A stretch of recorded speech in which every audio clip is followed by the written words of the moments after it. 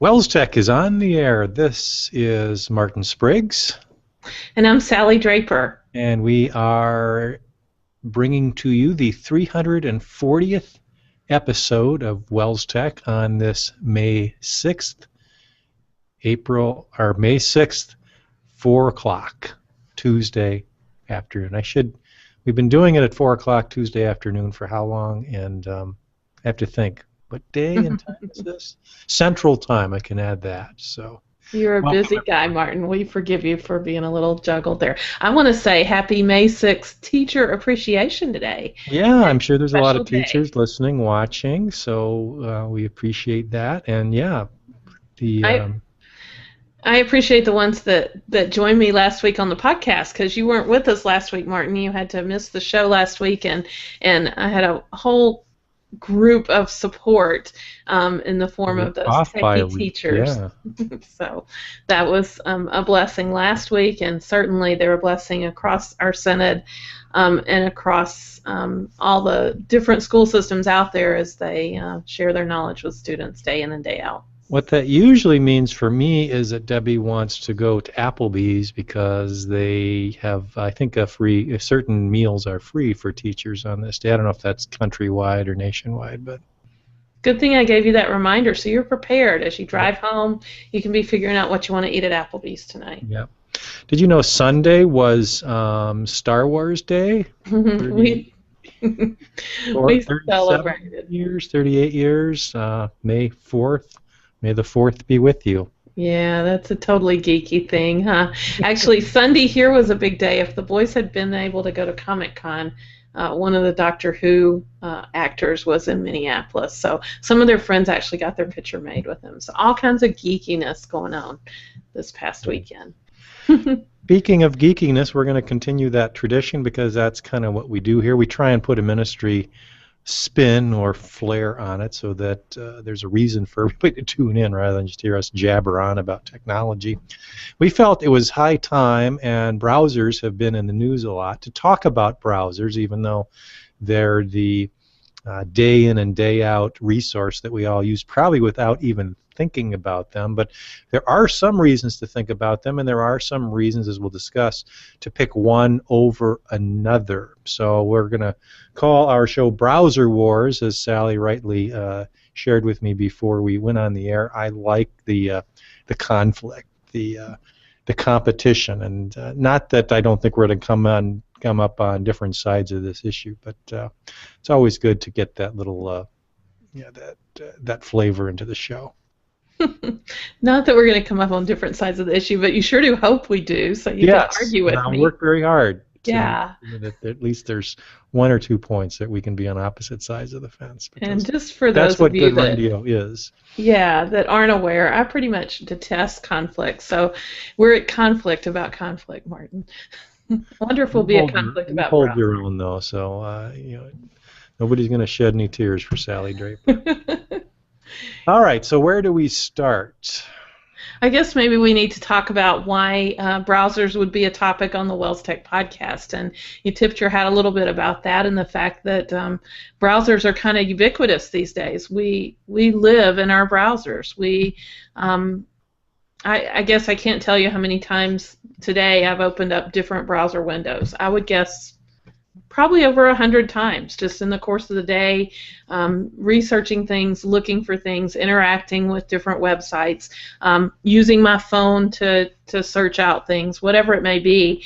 The browser is the tool, the conduit that we go through to get to the World Wide Web. And so it is an important tool for us as ministers of the gospel as well. And in our teaching, our preaching, our daily activities, we're going to use browsers to carry out that work. Yep, that's, I think, in this Web 2.0 world that we have, that's just kind of a fact of life, as you said. And if you doubt that, I don't think you need to look any further than your browser history just to kind of see where you've been on the web over the course of today or the past week. That many of the tools, if a school is a Google Apps tool, I mean, you spend your entire day in a browser. Same with Microsoft products now that are online, and depending on your student information system or Schoology or If you are preparing a sermon, Logos is can be a browser-based experience. So uh, it's an important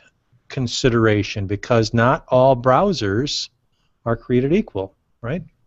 That's true, and we're going to look a little bit at some of the differences. I think not all browser users are created equal either, so we probably should have a disclaimer on the front end of it that your mileage may vary. Your experience is yours personally, and you may have certain preferences. I like certain browsers just because they're pretty, because of the interface, and that's an interface that I'm comfortable with, whereas another browser may be something that someone else is comfortable with. So yeah, I don't think Right. there's any right or wrong answer. I think if it crashes on you enough times, some browsers could be taken off the slate if they just kind They of perform.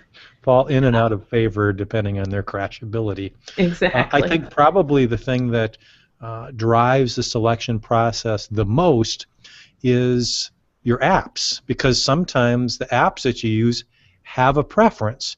Now this is, I think, diminishing more and more, but I think there are still different apps that perform better on different platforms. The Google, I mean, I think our experience with the Google stuff, with Google Apps and with Google Hangouts and Google Docs, those kinds of things, I believe they perform better in Google Chrome, Imagine which that. shouldn't be Google a writes for their surprise. browser. Should Yeah. not be a surprise to anybody, but that is the case. And it depends on how the apps are coded, how they're going to run, but don't be surprised if there are some features that work better on some than others. Sure. Probably one that jumps right to mind, Martin, and maybe for many of our WELSTech listeners, is our very own Connect website that we use for our internal support of different boards and commissions, and all the work of the Senate is over on connect.wels.net. That's actually a SharePoint installation. SharePoint is a Microsoft product. Guess what? It works best in Internet Explorer, Microsoft's browser. So just another example of applications that don't always perform well in other browsers. Right. One other thing that maybe you will want to think about and keep an eye on if you're trying to determine what browser is working best in my particular computing circumstances is memory usage. I think there are times where one browser, maybe it's a combination of an app in a browser or the number of browser windows, Mm-hmm. a lot of different circumstances, but they all kind of point back to how you're using your browser, what you're using it for, could slow your machine down. I've noticed that with Chrome. If you look in your if you're on Windows, if you look in Task Manager, you can see sometimes 15, 20 open threads running that Chrome has started, and that's just the way they've architected it. The reason that they do that very often is so that if one tab crashes, it doesn't crash the entire browser, so they clear out a section of memory just for that tab to run in. But that can consume a little bit more space, and depending on how much memory you have on your computer, that may make your machine a little more sluggish or cause the processor to start running that fan to keep it cool, which could slow things down as well. So yeah, take into consideration what you're doing in the app before you start blaming the app necessarily. If you're, really stretching its capabilities, that might be why it doesn't perform well in those circumstances. So I'm sure the audience is just dying to know, Sally, what you use and maybe what I use on a day-to-day basis. They're on the edge of their seats. You're going to let me go first, huh? That doesn't matter. Well, I will say that my go-to app is absolutely Google Chrome. I'm a Chrome fangirl, and I like a lot of things about it. I especially like the interface. It just seems intuitive. It's super cool. It's really rounded and pretty, and I just like Chrome. I like the extensions that I have available to me in Chrome. I've invested in setting Chrome up and being able to log into it from multiple computers and have all of my Chrome settings come along for the ride. And so for that reason, while I use Firefox for certain occasions, I pretty much edit the MLC website in Firefox because it performs best in Firefox, the Plone content management system we use there. I use Internet Explorer for SharePoint, Connect, Access, but the majority of my time I spend in Google Chrome. Okay. That's where I live. I can buy that. Um, I spend most of my work day in Internet Explorer because I'm dealing with some Microsoft products that seem to work best there. And I think the latest versions of Internet Explorer 11, is a really stable platform, and it just helps to stay in one of those ecosystems if you're there rather than jumping around from browser to browser. I'd say when I'm using my Mac at home, I do use Chrome because I don't have a an Internet Explorer option there, and I'm just fine with that. And stuff we do for the show, we're living in this Chrome world as well, so we're using Google Hangouts in Chrome, so I do have reasons to use it. I think I mentioned maybe 3 to 4 months ago on kind of the Firefox bandwagon. It is a great browser, great plugins. It's maybe the most secure of all the browsers, but and maybe this is a bad reason because you could probably point at something going on within each of these companies that a Christian would not be real happy with. But about 2 months ago, the Mozilla, who's the open source project that owns Firefox or runs Firefox, um, the CEO was fired because he made a political contribution to support the Prop 8 um, efforts in California, which is the same-sex marriage initiative, or to um, to uphold the one man and one woman uh, Marriage. marriage Sure. guidelines Sure. in California. California. And so they fired him because he contributed to that, and they thought, boy, that was terrible. And I said, yeah, that's good enough for me to say bye bye Firefox. So, like I say, it may not be a real great reason, and I'm sure Microsoft and Google have similar feelings, but that was so public and so distasteful that I said, nah, I don't need Firefox. So, if you're listening, Mozilla, you lost one customer. Yep. Whatever that matters. But again, that's not to say that you shouldn't use it or couldn't use it. There are certainly business reasons to select whatever product, and that's just kind of the way things are. So obviously you can get the latest and greatest versions of these by just Googling Internet Explorer, Chrome, Firefox, or whatever. Don't forget Safari. We have some Safari is macros. there. That's right. Very And solid. Very solid. I use that once in a while too, but. mm-hmm.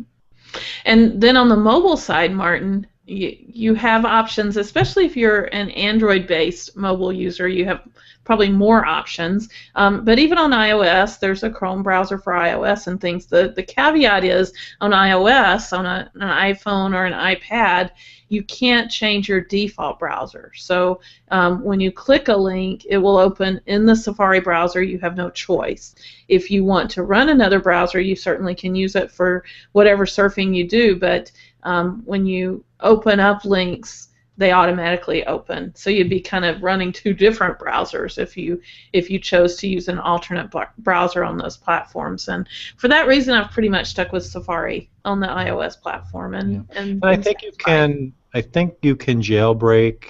I may be wrong on this. Maybe our hardcore iOS users can let us know. But I think you can jailbreak your phone and actually make that default browser change. But another reason to kind of select or want the flexibility, maybe select the browser of choice on the mobile side, is the whole syncing that is now available across platforms. And when I say platforms, I mean desktop, laptop, tablet, smartphone. If you're using the same browser, let's say you use Chrome across all those platforms, your bookmarks will sync, your browsing history will even sync, and sometimes even depending on how you've set it up, your logins will even sync. So that's a huge benefit as opposed to trying to live in all these separate worlds and, well, now I'm on my phone and I can only use this and so on and so forth. So there are some pretty big advantages for trying to keep up with the same browser, whether it's a mobile or a desktop laptop browser, desktop laptop setting. So So speaking of syncing and things you can use on your phone versus on your desktop, probably browser extensions are where it's gets really important to have that syncing or whatever. And those extensions, especially for me, the LastPass extension is kind of a huge part of my browsing experience. And so having that LastPass extension installed on all my different browsers and potentially on my mobile browser as well is a big, big plus for me. Unfortunately, you can't do that on iOS, where you can on Android use your LastPass extension. Right. Yeah, LastPass would be a showstopper if it were not available on the browser of choice. And now I think recently we shared great news with everybody that LastPass was available on the mobile platform for Android. And I Mm-hmm. think I don't know that it's coming to iOS anytime soon, but definitely on Android. So that's So on one. iOS, you actually have to launch the LastPass app and look up your Do a copy and paste. password. Yeah, it's just a lot more cumbersome. Or if you're a LastPass user, Martin and I have talked about it quite a bit on the show. When you browse to a website, it automatically fills in your password information. It recognizes the website that you're on, looks up that record, and plops it into the form so that you don't have to do anything but just click the button and use the LastPass password. So. And we've really encouraged our listeners to think about LastPass. And Gail actually shot me an email earlier today saying thanks for the reminder that you should check out LastPass again, because for in the insecure world in which we live, different passwords need to be applied to every different site. So it's you need a password manager like LastPass, and because we're using our desktops and our mobile devices, maybe even on an equal par, it's really important to be able to carry those passwords with you. Absolutely. So, always important to be focused on security, Martin. And I think that's one thing with browsers that you do have a little bit of control on, because they are constantly plugging security flaws and things like that. I think Internet Explorer just went through a major security issue because of a flash vulnerability in IE. So, if you keep your browser up to date, you're going to have the best defense of all against browser issues that may be security concerns. Yeah, pay attention, to these bulletins that come out. If nothing else, just listen or watch this podcast. We'll usually bring them up, and that'll be your cue to make sure you apply a patch, or just have them automatically updated, and you're going to pretty much be safe, unless there's something that's going to take a while to fix. But in most cases, they're fixing it within a week. And just good, safe browsing habits and common sense will keep you away from some of these issues. But you want to make sure that you're staying on top of it regardless. So is the war over? Did I win, or? You always win. Awesome. Good answer. That's always the right answer. Good answer. So nice job. You don't win anything but the satisfaction. So I guess in closing, there are lots of choices, and there are actually wars that go on saying, well, I'm a this or I'm a that. But at the end of the day, use what works for you, because the thing is not the browser, it's what you do in it and the ministry that gets done through it. So, all right, I think we have a ministry resource this week. Yes. Speaking of ministry, we do, and it is courtesy of our good friend Pastor Rob Gunther, who's up in Kenai, Alaska. Martin, I started watching this show about moving to Alaska on HGTV. They show people house hunting in Alaska, and they talked about Kenai the other day, and I was like, hey, I know somebody that's there. Okay. Anyway, they're doing great ministry up in Kenai because Pastor Gunther is using a website called newmoverchurchpostcards.com. He just shared with us recently his experience with this company that basically will keep up with people that move into your area. Let's see if I can find what he wrote. They signed up for delivery of postcards with this service. They send a postcard from us directly to the people who've recently moved in or relocated. They get a list from the electric company or phone company for new hookups in the area. They send it out once a month and bill them $5.60 each which for our small town amounts to $20 to $25 a month. And let me just switch my screen. Here's the postcard they're sending out: a place to grow at Grace Evangelical Lutheran Church. And they've got information about their church services, their website, their school, a little map included, and that kind of thing. So pretty high quality postcard. Of course, Pastor Gunther wouldn't do anything but high quality work there in Kenai, Alaska. I just never had heard of this website that'll perform this service for you, and maybe, like you said, in a smaller town where the volume isn't super high, might be a good investment for your evangelism dollars to get your name out there to people that are moving in the community. Cool. Yeah. Thanks for sharing that ministry resource, Rob. I think he's probably already entered in our ministry resource section for the free giveaway, which is going to happen at the end of this month. And there are precious few entrants. I don't know what the tally is right now. We'll have to go and count it up. But your odds would be good if you were to provide a ministry resource over the next couple weeks, and you would be entered to win an Apple TV. Same with listener reviews, which we don't have one for this week. If you have a review that you'd like to provide of a software package, a website, some kind of service or hardware, that's what goes in that listener reviews category, and we are giving away an extra 7 for a lucky contributor to that segment. So time is running out. We'll take more than one submission per week at this point, so sharpen your pencils and get those things over to us. We'd like to build up that collection that we have in ministry resources and listener reviews, because those are extremely helpful, I think, to people who are wondering, what might fit this bill, or should I be using this product or that service. So please do that. WELSTech at wels.net. You can let us know about it, post it someplace. I don't care how you get the information to us. We would be happy to share it. Yep, the deadline is May 31st, and I think we'll plan to announce those on our June 3rd podcast. That's a special podcast we'll be doing from Kettle Moraine Lutheran High School at the Tech and Teach event there at Kettle, and we'll just have to have somebody draw for us maybe and see who the winners are for those 2 nice giveaways. Cool. Let's move on to our tip or tips of the week. Actually, I have a couple tips, so it'll be tips of the week for me this week. Let me do a quick screen share, and there she blows. My tip of the week is live stream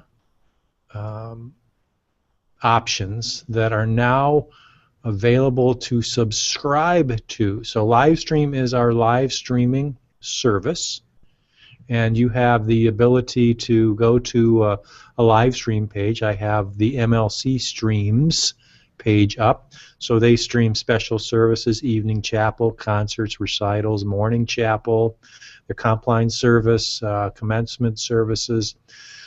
So rather than having to remember to go here, you can follow by clicking the follow button. You'll need an account, so you need to log in. For instance, MLC right now, and this is a fairly new site because they've subscribed to a new service, a new live stream service, but they have 32 followers here, and you'll get an email when some of these things are going live or coming up, so you can be reminded that, hey, if I go over here, I can tune in to these events and watch them live, or watch the recorded versions once they're all done, which is available almost immediately after things are wrapped up. So that's one option. The Synod also has a page called Wells Live, and this is probably timely because we're going to be streaming a bunch of stuff coming up. The Vicar Call service, the Pastor Call service, the graduation concert, and graduation. So that's May 20th. From Wisconsin Lutheran Seminary. And 23rd. Did I not say Wisconsin? No, not yet. Wisconsin Lutheran Seminary, yes. So we go up there every year and do this streaming. So there you can again click the follow link, and we haven't actually streamed anything from this new account yet, so we only have one lonely follower. But that's your opportunity to kind of stay in tune with anything that's coming out live via live stream. So that is my tip or tips of the week. Excellent. Thanks for sharing that, Martin. Let's see if I can share my screen because I have a tip of the week as well. And this is straight from the Google official blog, a blog post that was posted today in honor of Teacher Appreciation Day. Google is rolling out a brand new product for Google Apps for Education suite. It's called Classroom.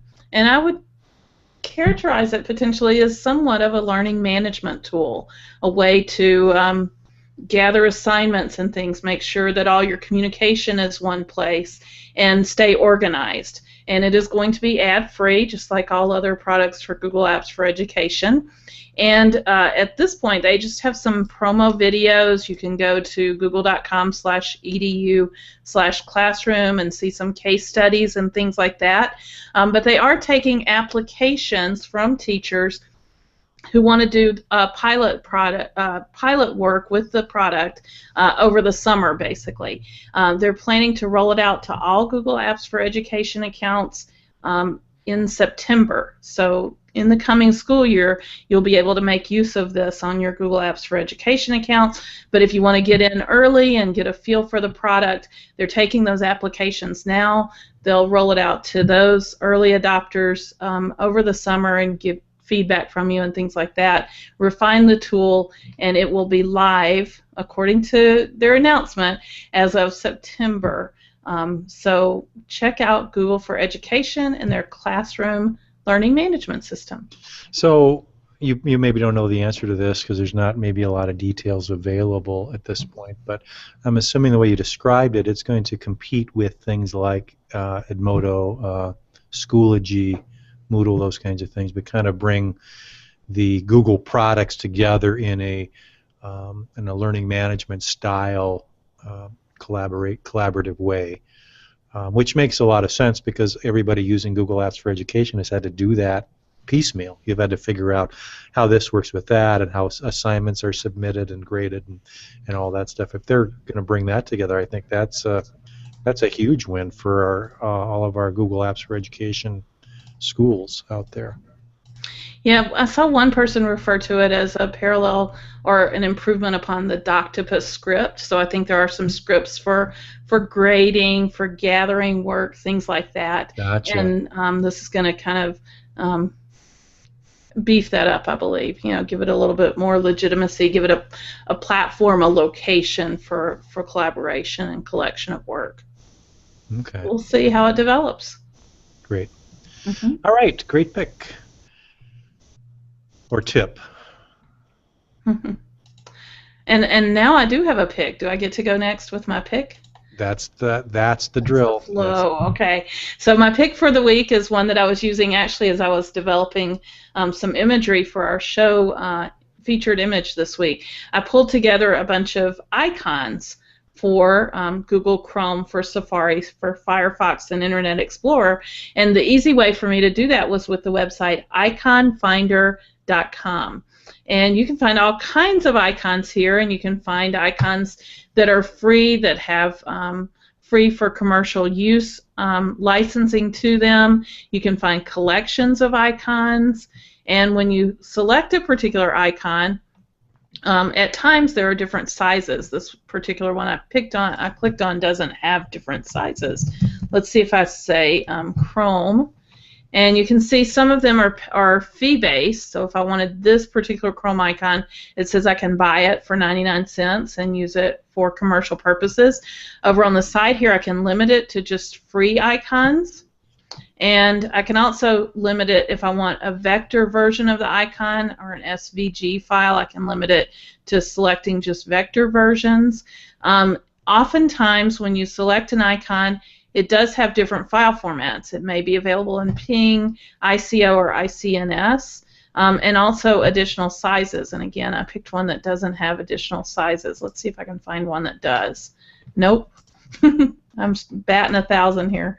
Okay, so here's one that has additional sizes. So you can download it at 512, or all the way down at 24 by 24 or 16 by 16, whatever your size needs are. Over here it tells you it's free for non-commercial use, and has some license information you can click on to read. Some of them have Creative Commons license, and like I said, some are for purchase as well that you can use. Individual icons, back on the home page I showed you that there are icon sets. So it's just kind of a collection point for all different types of icons. Perhaps you're redesigning your website and you want some icons to use to represent social media links or whatever it may be. You can find all different types of icons here to select from. Iconfinder.com. That is very cool. I was not aware of that site. That will come in really handy in my mobile work too. So good. Excellent. A+ for you today, young lady. All right. Won the war, got an A+. What more could I ask for? Right. She's on a roll. My pick, actually I have two picks. They're related. So they really only, it's kind of pick 1 and 1A. My pick for the day is a website I stumbled across called Church Tech Today. Technology for Today's Church. And I don't know that we brought this one up before. I don't think so. But there's all kinds of articles on social media, software, websites, mobile, church AV, church communications.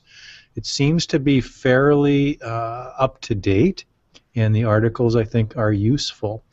And I was the reason I stumbled across this site, I was looking for a pick that had to do with Instagram. Instagram is really popular these days, and we haven't talked a lot about it on this show.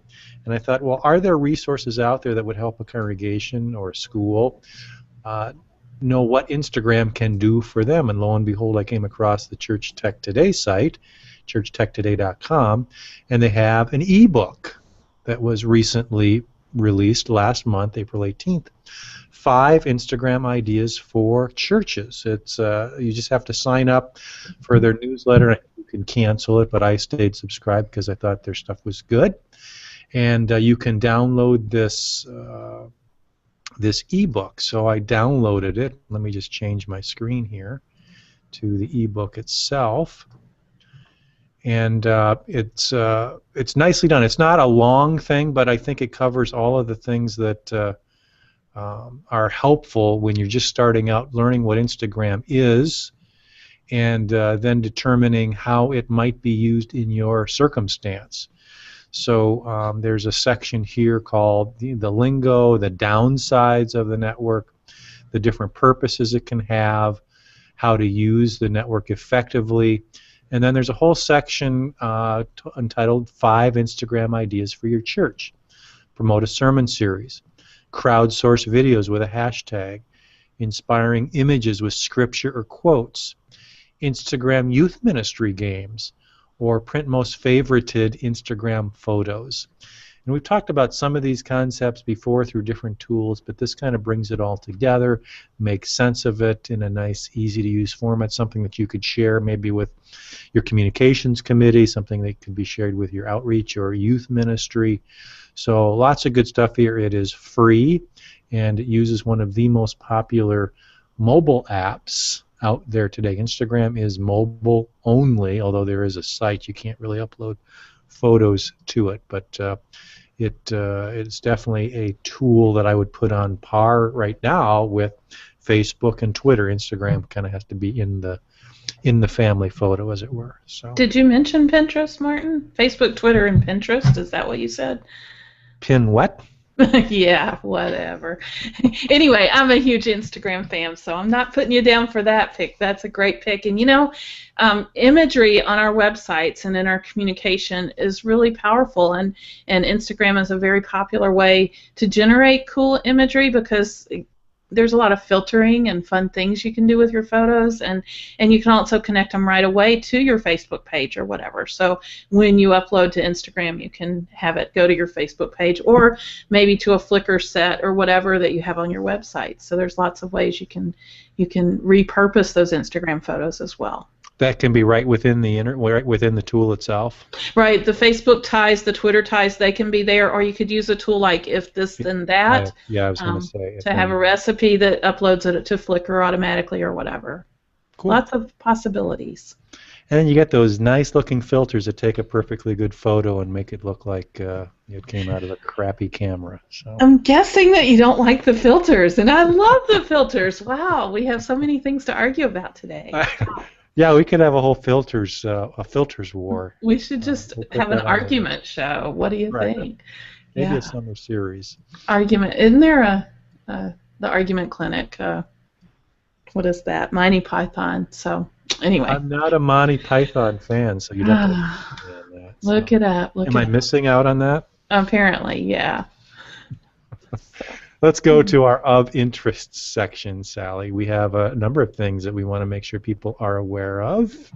And not to be redundant, it's worth mentioning that there's a lot of live streaming opportunities coming up with the MLC and Wisconsin Lutheran Seminary graduation services. Those will be on our Streams network that you mentioned earlier.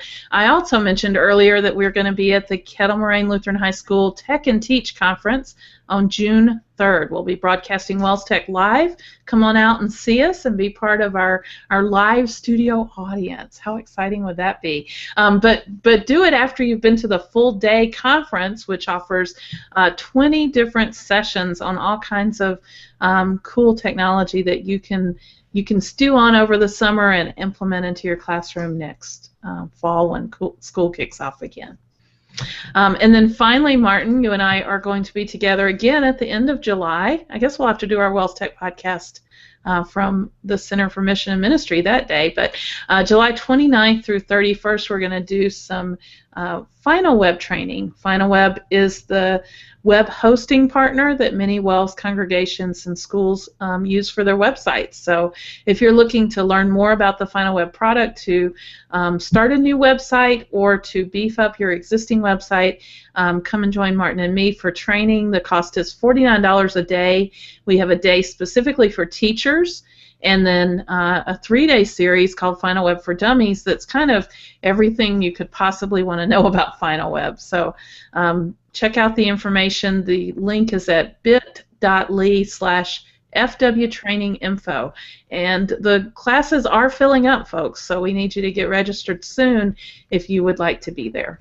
Yeah, we don't have an infinite amount of space available, so there are a few seats left, but not a lot. So Correct. If you're planning on bringing your whole team, now's the time to sign up. So, and that would be a good idea, especially if you are an educator.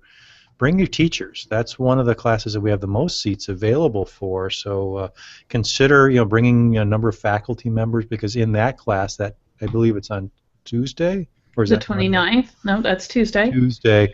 It's all about creating classroom websites and using the tool that you already have in place for building that communications tool and a tool that your students can use to stay up to date on what's going on within the classroom as well as parents. So, all right, let's move on to community back. I'm excited for this segment because we had to skip it last week. We had so much great content we didn't have time for our community feedback, and I always enjoy hearing from those that listen to the show. Although I guess the first community feedback is one that I submitted, and this is from our friends at Christian Copyright Solutions. Martin, we've talked about this website before as being a great location to get answers to copyright issues around all different things in your congregation. And they have a wonderful newsletter. That's actually how I found this article. They featured it in a recent newsletter.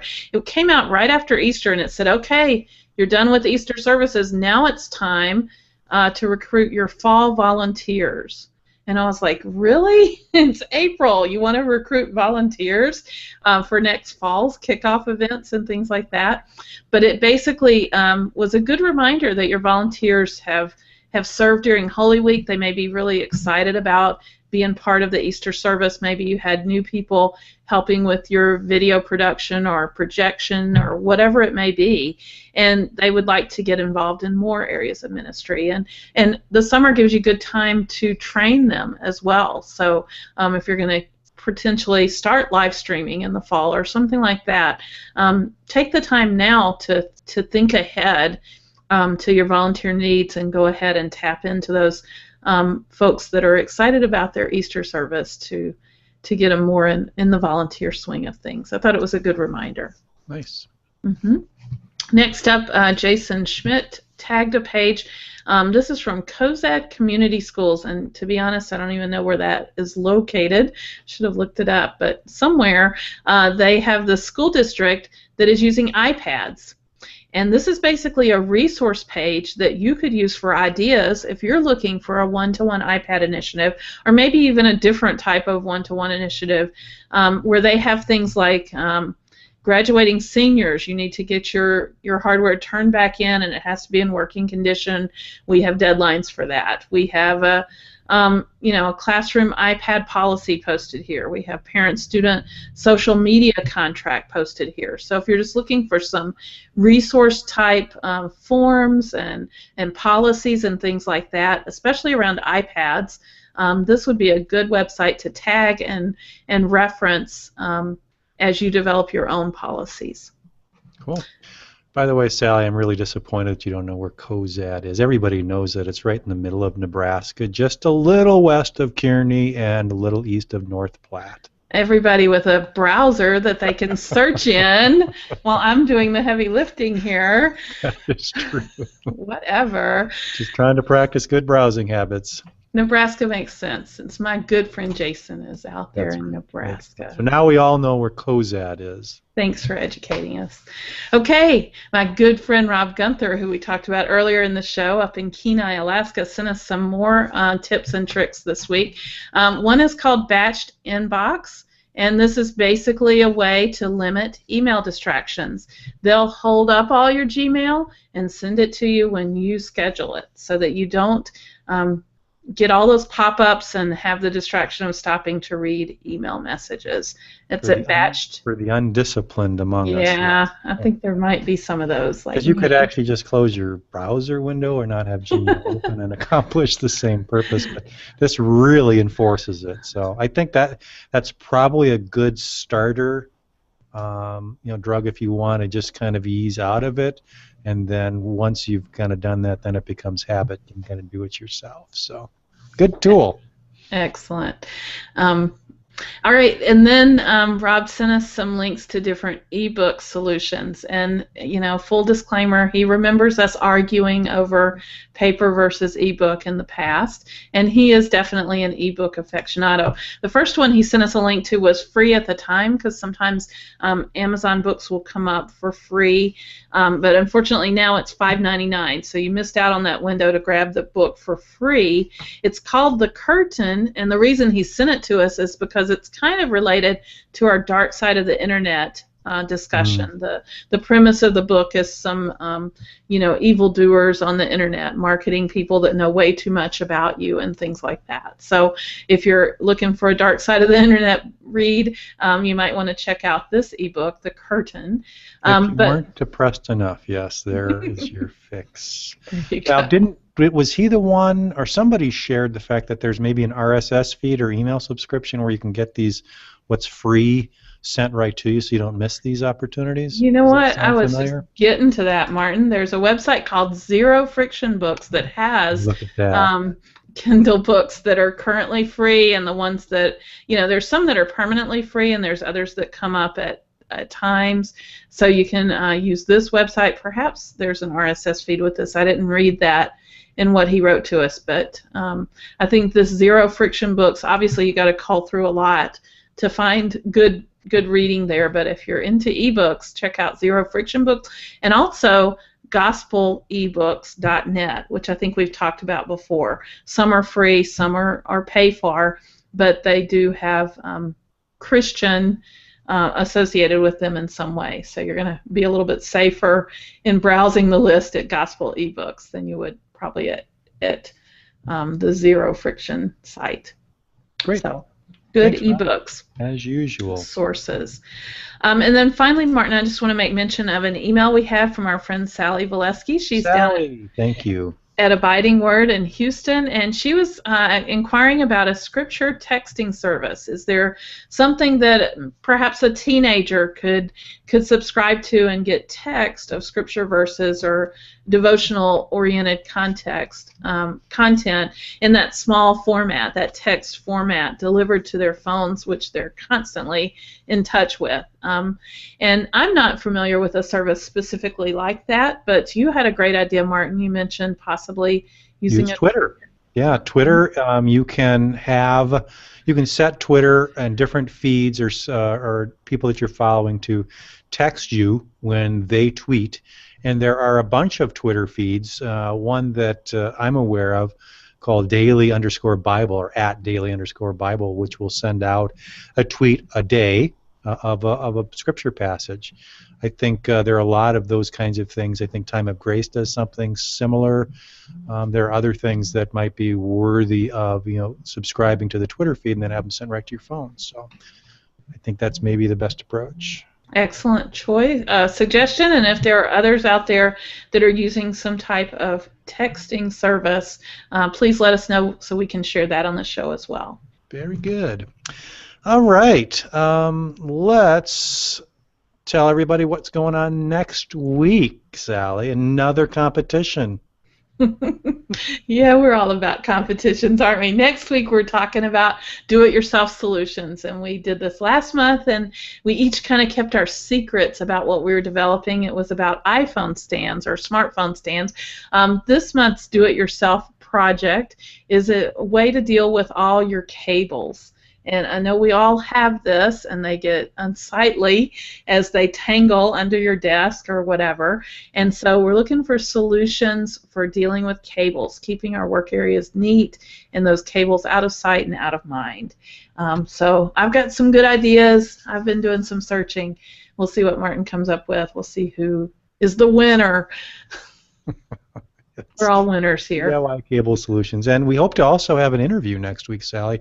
Peter Frank from Concordia Technology Solutions. I believe he is a product manager. I may be wrong on that. He can correct us if we are. But he is going to hopefully share with us some good news for anybody looking to implement an e-giving solution for the congregation. CTS has just formed a relationship with Vanco and now has an offering that makes it easy for congregation members to give via credit card or directly from your bank account, and kind of a nice packaged offering. So see if that makes sense for you. We're also going to talk to him about their new Ledger product. So now there's feature parity with the Shepherd Staff line of modules. Before, when they just launched the Church 360 products, they didn't have the finance module. Now with this Ledger Online module, there is good news on that front as well. So all kinds of finance stuff coming out of CTS. So you want to tune in next week to listen to what that is all about. I wouldn't want to miss it. So I'll be there. Excellent. All right. Thank you, everybody, for listening, watching. We didn't have any listener or viewer questions today. That is always available, and we would encourage you that if you are available at 4 o'clock on Tuesday afternoons, join us live. It's fun. You kind of see us in living color, live, and kind of in person. And you can ask questions or make comments because we make that available to everybody who is watching or listening live. You can do it right there on the YouTube channel or the Google Hangouts channel there. So please consider that because we'll be doing it next week at 4 o'clock. Thank you all for listening, watching, and hope you tune in next week. Blessings on your week. See you soon.